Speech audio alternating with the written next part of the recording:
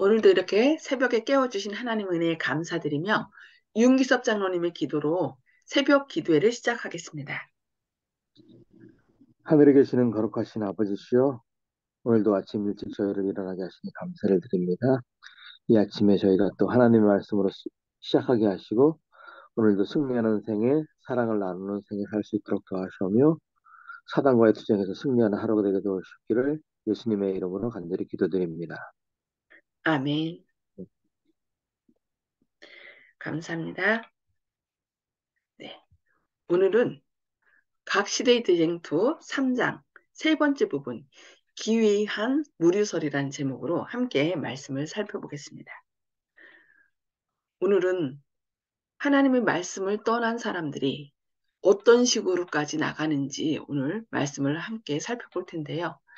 끝까지 잘 경청하셔서 이런 오류에 빠지지 않도록 좀 무장하시는 그런 시간 되시기를 바랍니다. 자, 진리를 미워하고 반대하는 동일한 정신이 각 시대를 통하여 하나님의 원수들을 충동시켜 왔습니다. 그리고 하나님의 종들에게는 경계와 충성이 요구되어 왔습니다. 하나님께서 최초의 제자들에게 하신 말씀은 말세에 사는 그분의 제자들에게도 적용되는 말씀입니다. 그분께서는 깨어 있으라. 내가 너희에게 하는 이 말이 모든 사람에게 하는 말이니라고 말씀하십니다. 암흑은 점점 더 짙어지는 듯이 보였습니다. 우상 숭배는 더욱더 보편화되었습니다. 우상 앞에서 촛불을 켜고 기도를 올렸습니다. 가장 불합리하고 미신적인 풍습들이 널리 보급되었습니다. 사람들의 정신은 완전히 미신에 사로잡혀서 이성은 그 기능을 잃은 듯하였습니다. 신부와 주교, 자신들이 향락을 즐기고 유격적이며 타락에 빠져 있었으므로 그들을 지도자로 우러러보는 사람들이 무지와 악덕에 빠지지 않으리라고 기대할 수 있겠습니까? 법왕의 참난된 행위는 한 걸음 더 나아갔습니다. 11세기의 법왕 그레고리우스 7세는 로마 교회가 완전하다고 선포하였습니다. 그의 주장 중에 하나는 성경에 의하면 교회는 한 번도 그릇된 일을 한 일이 없고 또 장래에도 잘못될 수 없다는 것이었습니다. 그러나 그의 주장을 지지해주는 성경상 증거는 제시되지 않았습니다. 거만한 법왕은 또한 황제들을 폐위시킬 권세가 자기에게 있노라고 주장하고 자기가 선포한 선고는 아무도 이를 폐기할 수 없지만 자기에게는 다른 모든 사람들의 결정을 변경시킬 수 있는 권한이 있다고 주장하였습니다. 절대 무리를 주장하는 법왕의 포악한 특성을 보여준 현저한 신뢰는 독일 황제 하인리 4세에게 행한 조치였습니다. 이건 실제로 역사적으로 일어났던 일을 그대로 지금 말씀하고 있는 것입니다. 하인리히는 법왕의 권위를 엄히 무시하였기 때문에 파문을 당했을 뿐만 아니라 폐위의 선고까지 받았습니다. 하인리 4세는 법왕의 명령에 의하여 자기를 배반하도록 촉구받은 자기의 제후들을 배척과 협박에 두려움을 느끼고 법왕과 화해해야 할 필요를 깨닫게 되었습니다. 그리하여 그는 법왕에게 나아가 용서를 구하고자 황후와 충실한 한 시종을 데리고 한겨울에 험한 알프스산을 넘어갔습니다. 그리하여 당시 그레고리오스 법왕이 유하고 있는 성에 도착하자 호위병 하나도 없이 궁전의 외원에 이끌려 나가 머리에는 아무것도 쓰지 못하고 몸에는 변변치 못한 옷을 입은 채 맨발로 추위에 떨면서 법왕의 면회가 허락되기를 기다리고 있었습니다. 3일 동안의 금식과 자복이 있은 후에야 법왕은 그를 사면하였습니다. 이것을 역사적으로 카노사이의 불욕이라고 얘기하죠. 그것도 왕권을 나타내는 휘장을 달거나 왕의 권리를 행사하게 될 때에는 먼저 법왕의 윤허를 받아야 한다는 조건이 붙어 있었습니다. 이에 그레우리우스는 의기양양하여 군주들의 교만을 꺾어주는 것이 자기의 의무라고 자랑하였습니다. 이것이 카노사이의 굴욕이라는 제목으로 세계사에 이렇게 나오고 있습니다. 이처럼 오만불손한 법왕의 태도를 마음 문 밖에 서서 문을 열어주기를 기다리고 계시는 그리스도. 제자들에게 으뜸이 되고자 하는 자는 너희 종이 되어야 하리라고 가르치신 그리스도의 온유하고 겸손한 태도와 비교해 보면 얼마나 대수롭겠을까요? 세기가 지나갈수록 그릇된 교리가 로마로부터 끊임없이 나왔습니다. 이것이 거의 로마 법왕권이 그대로 그 로마 이교 로마의 그 체제에서 그대로 왔기 때문에 이 교황이 전 세계의 으뜸이라는, 그러니까 그 이교 로마권에서는 어떻게 했어요? 가이사 아구스도가 자기를 어, 태양의 아들, 그래서 자기를 황제 숭배하도록 많은 사람들이 강요했던 것처럼 그 모든 체제가 그대로 교회로 유입된 것입니다. 그래서 교황이야, 교황이야말로 어떻게 전 세계의 우두머리고 왕들도 패하거나 세울 수 있다는 그런 주장을 하면서 모든 종교뿐만 아니라 어떻게 해요? 왕권 위에 자기를 높인 것입니다. 그래서 법안권이 확립되기 전에 이미 이교의 철학자들의 가르침이 주목을 받았으며 교회 내에 영향을 미쳐왔습니다. 그 모든 종교와 또 정치적인 모든 체제에 가장 으뜸되는 그런 사상이 그대로 교회에 유입돼서 모든 종교와 정치 위에 자신을 높였던 것입니다. 개종했노라고 자칭하는 사람들 중에는 이교의 이런 그들의 이교적 철학서를 그대로 갖고 와서 주장하는 거죠. 스스로 그것을 계속 연구할 뿐만 아니라 이교들과 접촉하는 수단이 된다는 구실로 다른 사람들에게까지 그것을 강요하는 자가 있었습니다. 그래서 어, 원래 교황 천주교의 영어 이름이 유니버설 처치거든요. 유니버설은 범우주적인, 그래서 모든 종교를 아우르는, 그래서 모든 종교가 지향하는 그 모든 것들을 그대로 흡수했습니다. 그래서 어, 절에서 입는 승복이나 스님들, 주교들이 입는 옷이나 거의 비슷하죠. 그리고 예배 드릴 때도 아까 나왔듯이 뭘 켜놓고 해요? 촛불을 켜놓고 예배 드리고. 그래서 이방 종교에서 했던 그런 모든 형식들을 그대로 다 수용하는 것입니다. 이리하여 심각한 오류가 그리스도교 신앙 안으로 들어왔습니다. 사람은 본래 불사불멸의 본성을 가졌으므로 죽은 후에도 의식이 있다는 설은 그와 같은 오류 가운데 대표적인 것입니다. 그래서 지금 이방 종교들은 거의 어, 영을 불면서를 얘기하거든요. 그리고 어, 그리스 철학 가운데서도 영웅불멸 얘기하고. 그러니까 그 모든 것들이 교회로 그냥 들어온 것입니다. 로마 교회가 확립한 성도의 중보, 동정녀 마리아 숭배 같은 것들이 다 이러한 교리를 기초로 생겨났던 것입니다. 또한 일찍부터 법왕교 신앙에 통합된 교리로서 끝끝내 믿지 않는 자는 영원토록 고통을 당할 것이란 이단설도 역시 이와 같은 교리에서 나온 것입니다. 여기 보면은 뒤에 그림 가운데 이 영웅 불면 사상도 어디서 나온 거예요? 이교 철학자 플라톤의 그 영웅 불면 사상이 그대로 교회 안으로 들어와서 터툴리안이 이것을 어떻게 교회 안으로 이제 얘기한 거고, 나중에 어거스틴, 우리가 어거스틴을 성자로 얘기하죠. 그러니까 천주교에서 그렇게 얘기를 합니다. 그래서 여기서 이 어거스틴이 그대로 그리스 철학을 배웠던, 교회에 들어오기 전에 그리스 철학을 다 배운 사람이거든요. 그것을 그대로 교회로 갖고 들어온 거예요. 그래서 영원 지옥설을 교리로 확립시켰습니다. 그리고 그것을 카톨릭 교회의 기초가 되어서 그것을 이제 우리가 장로교회의 그 창시자라고 할 수 있는 칼빈, 뭐 칼뱅이라고 하죠. 종교개혁자가 이것을 장로교의 효시, 영원 지옥수를 아, 개신교회에 정립시켰습니다. 그래서 이게 원래 교회 안에 없던, 말씀 안에 없던 진리, 그러니까 이교의 교리가 그대로 자연스럽게 교회까지, 그러니까 종교 개혁을 했다고 하는 교회까지도 이렇게 자연스럽게 받아들여진 것을 볼 수 있습니다. 너무 안타깝죠. 이교적 미신이 교회에 들어옴. 함께 살펴보겠습니다. 그리하여 이교에서 꾸며낸 또 다른 이단설이 들어올 길이 준비되었습니다. 로마는 그것을 연옥으로 명명하였으며 쉽사리 믿는 미신적인 많은 사람들을 두렵게 하기 위하여 그것을 사용하였습니다.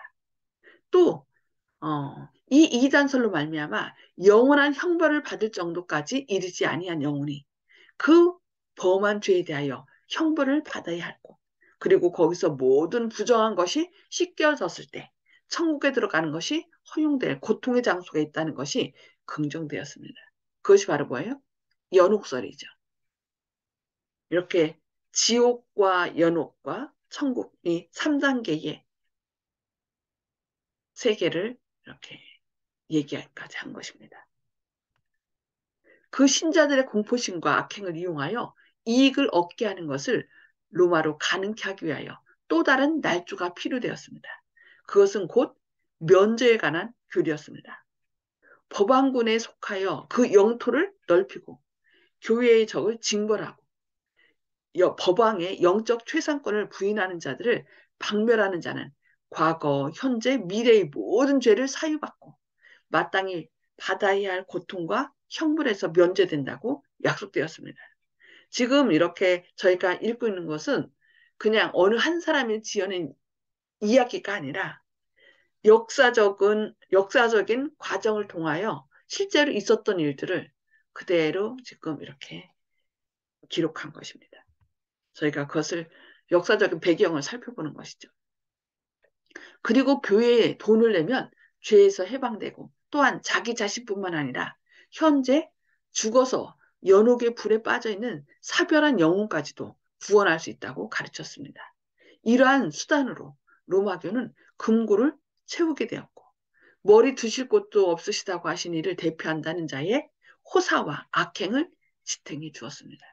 이것은 세계사에 다 나와요. 면제부 태체라는 사람이 면제부 판매를 시작했고 그래서 이런 잘못된 폐단으로 인하여 뭐가 일어났어요? 종교 개혁이 일어난 것을 볼 수 있습니다. 우리는 역사에서 그것을 살펴보시죠. 성경상 의식인 주의 만찬도 미사라는 우상숭배적 제도로 대치되었습니다. 원래 미사는 뭐예요? 제사예요. 제사제도. 근데 예수님께서 십자가에 달려 돌아가심으로 단번에 돌아가심으로 우리는 더 이상 제사를 드릴 필요가 없다라고 얘기하거든요. 근데 이 미사라는 제사 제도를 통하여 예수님께서 계속 희생당하는 것으로 만들어놨습니다.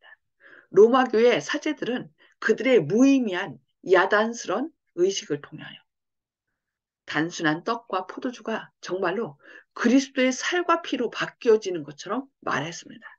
그들은 그와 같이 하나님을 모독하는 참는 땐 언행으로 그들이 만물의 창조자이신 하나님을 창조할 권능이 있음을 공공연하게 주장하였습니다.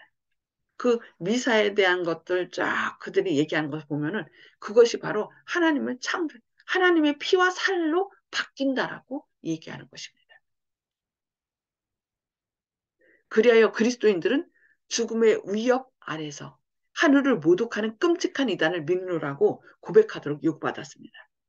이를 거부한 많은 사람들은 화형을 받았습니다.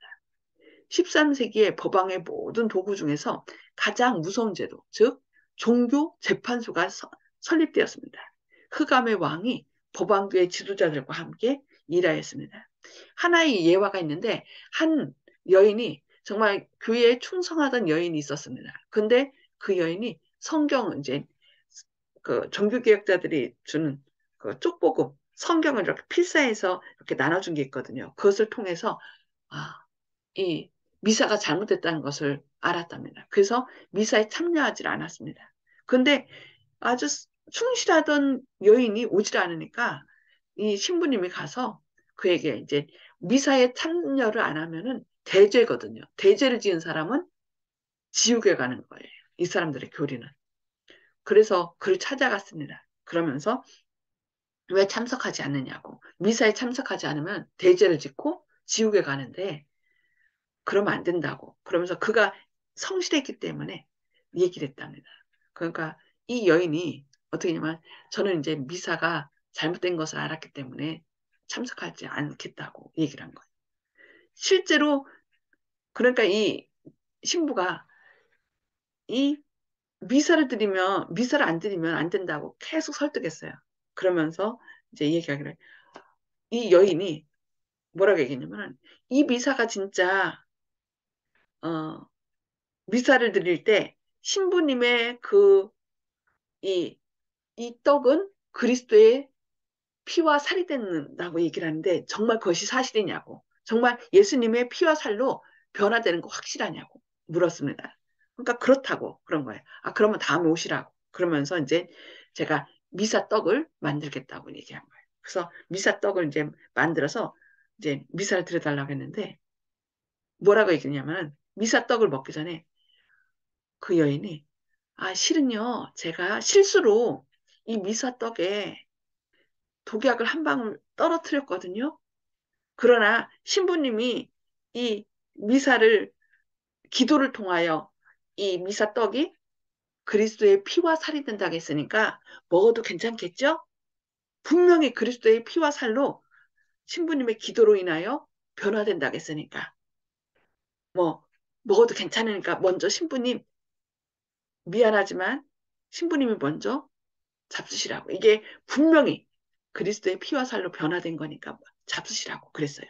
그러자 이 신부의 얼굴이 하얗게 변하면서 얼른 그 집에서 나갔답니다.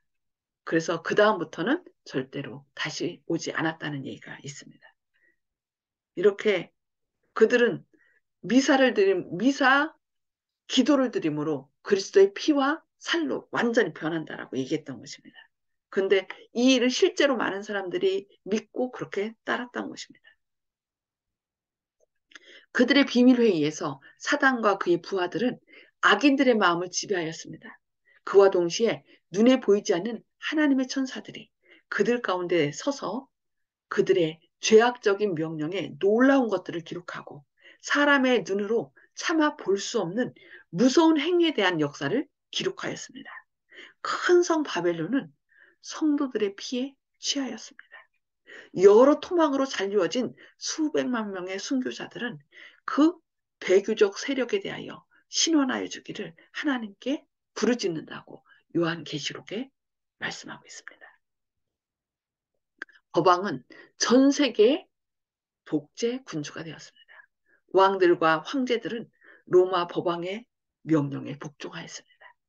인류의 운명은 현세와 내세를 막론하고 모두 그의 관리 아래에 있는 것처럼 보였습니다. 수백 년 동안 로마교의 교리들은 광범위하게 그리고 절대적인 것으로 널리 인정되고 그 의식들은 엄숙히 거행되고 그 축제일들은 널리 준수되었습니다. 승려들도 존경을 받고 풍족하게 살게 되었습니다. 아마 이때처럼 로마교가 위엄과 세력을 편 시대는 없었을 것입니다. 그러나 법왕교의 대낮은 바로 세상의 한밤중이었습니다.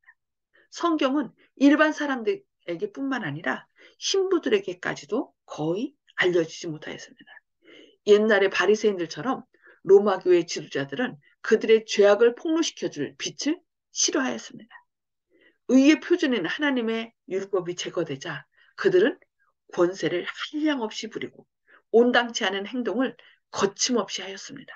사기, 탐욕, 방탕이 세상에 두루 퍼졌습니다. 사람들은 재물과 지위를 얻기 위해서는 어떤 범죄라도 서슴지 않았습니다. 법왕과 주교들의 저택들은 극히 비열한 죄악의 장소가 되었습니다. 어떤 현직 법왕과 주교들은 너무나 지나치게 비인도적인 죄를 범하였으므로 세상의 통치자들도 차마 그냥 둘 수가 없어서 그들을 극악무도한 사람으로 보고 교회의 높은 지위에서 떨어뜨리고자 노력한 일까지 있었습니다. 여기 옆에 보니까 어떻게 해요? 사람을 거꾸로 매달아서 완전히 핍박한 것을 볼 수 있습니다. 코에다가 뜨거운 물을 붓고 고춧가루를 탄 것을 물을 붓고 믿음을 포기하라. 이렇게 그 옛날 그 일제시대에 많은 일본 사람들이 경찰들이 우리 독립군들을 잡아다가 그 고문한 것처럼 이 법왕 천주교에서 그 일을 자행하였던 것입니다. 너무 안타까운 일이죠.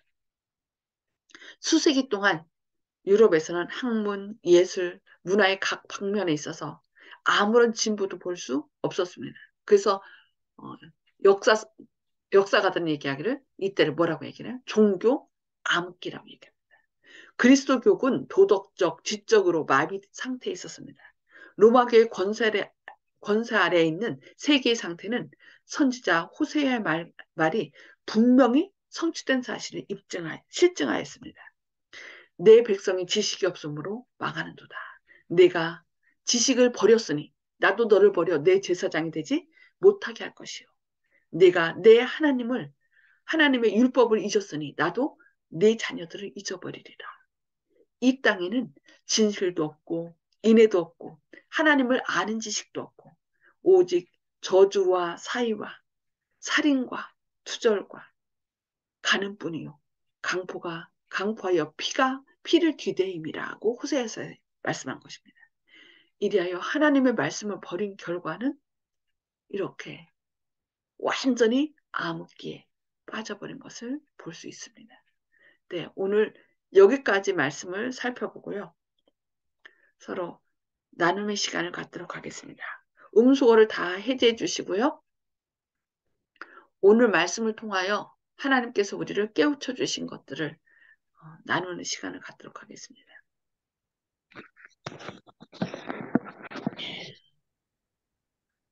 허장로님부터 말씀 나눠주실까요? 예, 그 어두운 종교 암흑 시대의 그 역사를 다시 한번 깨달았습니다. 네. 앞으로는 이 종교 암흑 시대가 세상에 다시 오면 안 되는데 어찌 될지 모르겠습니다. 예, 그런데 호세아sem은 영적 기가를 얘기하거든요. 그래서 우리가 지금 오늘날처럼 이 빛이 환하게 비칠 때는 없거든요. 그래서 이 말씀으로 무장하지 않으면 앞으로 사단은 더 압박하고 그 옛날보다 더 강한 핍박으로 우리를 옥죄할 겁니다. 그래서 우리가 말씀으로 무장하고 성령님께서 비춰주시는 빛을 따라서 진리 안에 거해야 되는 겁니다. 네, 감사합니다. 송수복 집사님. 네, 오늘은 그냥 통과하겠습니다. 네, 알겠습니다. 조영식 집사님. 예, 항상 그 주님의 뜻에 따라서 살아야 되고 그 성경의 지식을 살펴보고 거기에 따라서 이제 양심의 반응을 해야 된다고 생각하는데 예전에 제가 청년기 때 그때는 주님을 믿지 않았지만은 주님을 믿어보려는 마음은 있었습니다. 그래서 어, 여러 군데 이제 대형 서점에 그 종교 코너에 보면 이제 각종 종교 거기에 이제 서적들이 즐비한데 대형 서적들을 돌아다니면서 순례 탐방을 한 적이 있었는데 그 책들을 다 보고 마음에 들고 제가 여태까지 교회를 가지 못한 여러 가지 이유가 있었거든요. 예를 들면은 기독교가 이렇게 세상에 이렇게 주요 종교가 됐는데 왜 기독교인들이 존경을 받지 못하는가? 내가 만약에 기독교인이 되었으면은 다른 이들이 제가 평소에 품었던 그 의문을 저에게 물어봤을 때 내가 설명을 할 수 있을까?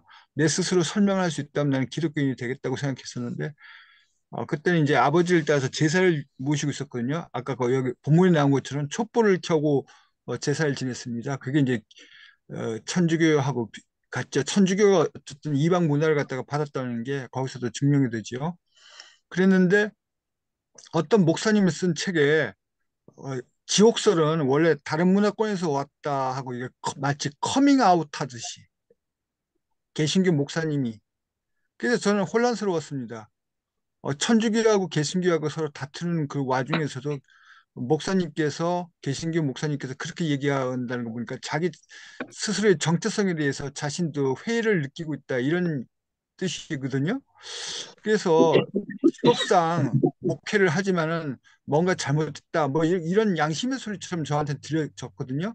그래서 목사님도 이렇게 얘기를 하는데 그때 전 재림교회를 알지도 못했습니다. 그렇기 때문에 자기들도 이렇게 혼란스럽고 그냥 뭐 생계를 위해서 이제 목사라는 직업에 이제 그 취직해서 이렇게 하는 건가 보다.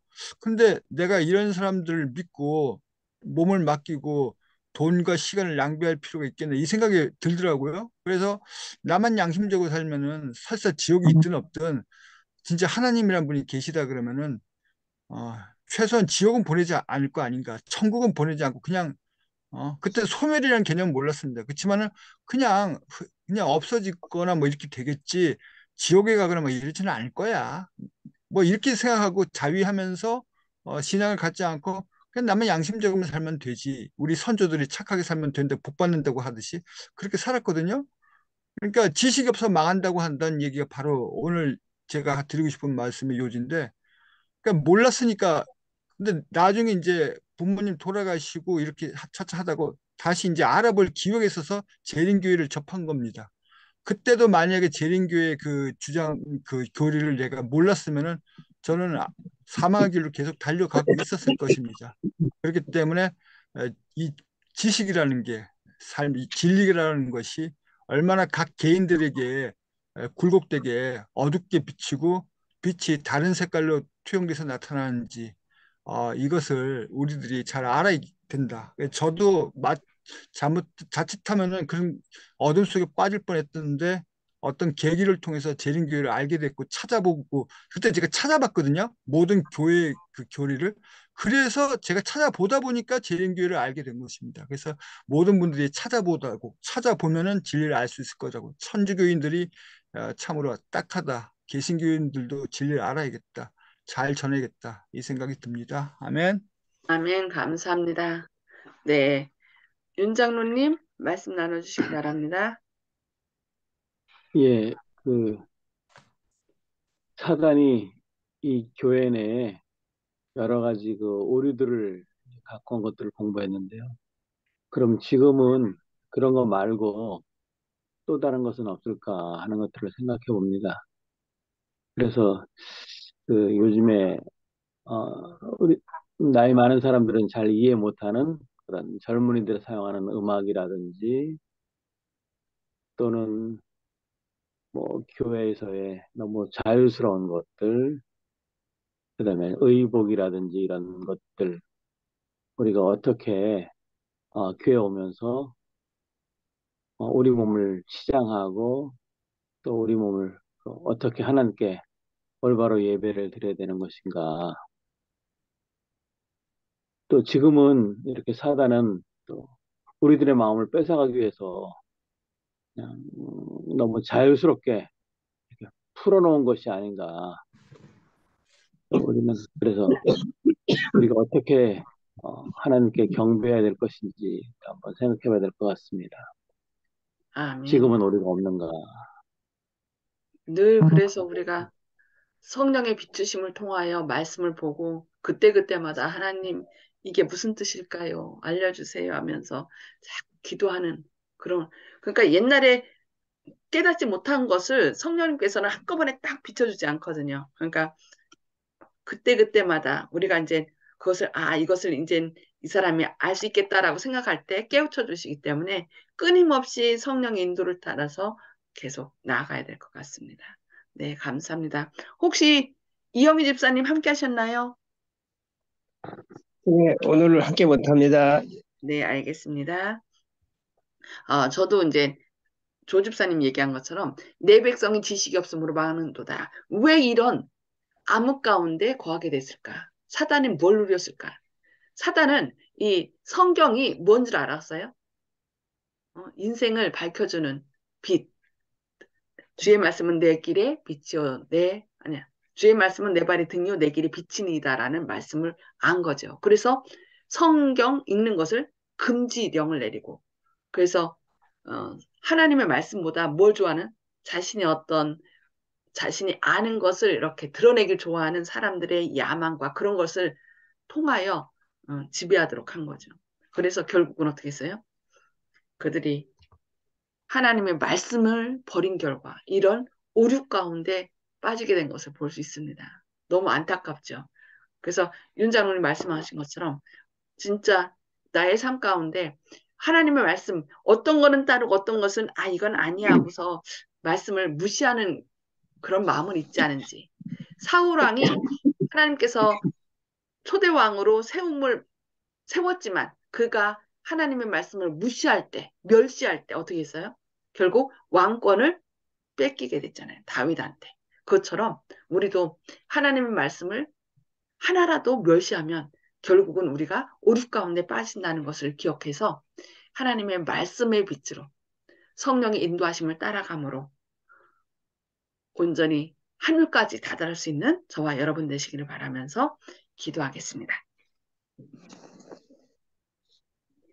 하늘에 계셔서 저희를 사랑하신 아버지, 오늘도 이렇게 새벽에 깨워주시고 주님의 말씀을 통하여 역사적으로 어떻게 진리가 이렇게 점점 감추어지고 오류 가운데 처하게 되는지 배우게 하시니 감사합니다. 주님, 이 모든 것을 볼 때 너무나 마음이 안타깝습니다. 그러나 저희도 말씀을 멸시하게 되면 이와 같은 어려움 가운데 어둠 가운데 처할 수밖에 없다는 것을 기억하게 하시고 늘 성령을 통하여 저희를 빛의 길로 진리의 길로 인도하여 주시옵소서. 저희 주변에 혹시 어둠 가운데 빠져가고 있는 사람, 죽어가고 있는 사람이 있지 않은지 돌아보게 하시고 일어나라 빛을 발하라 이는 내 영광이 내 위에 임하였다고 하는 그 말씀대로 생명의 빛, 진리의 빛을 환하게 비치는 사랑의 빛을 환하게 비치는 저희들이 될 수 있도록 오늘도 저희 안에 성령 충만함으로 인도하여 주셨기를 바라오며 예수 그리스도의 이름으로 간절히 기도드리옵니다. 아멘. 아멘. 네, 감사합니다. 오늘도 빛으로 성령의 빛으로 인도함을 받아서 어두운 가운데 처하지 않는 저와 여러분 되시기를 기도합니다. 감사합니다.